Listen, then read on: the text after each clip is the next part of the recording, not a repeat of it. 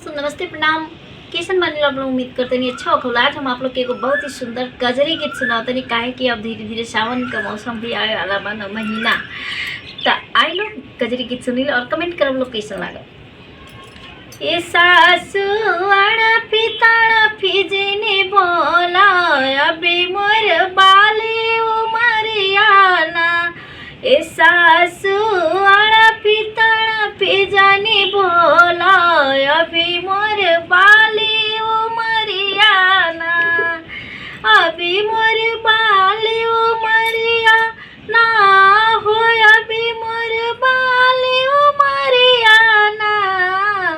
ए सासु अड़फी तड़फी जानी बोला अभी मोर बाली उमरियाना।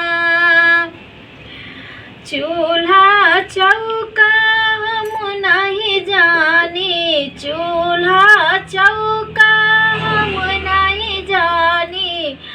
पापा के अपने दुलारी ना, कि पापा के अपने दुलारी ना।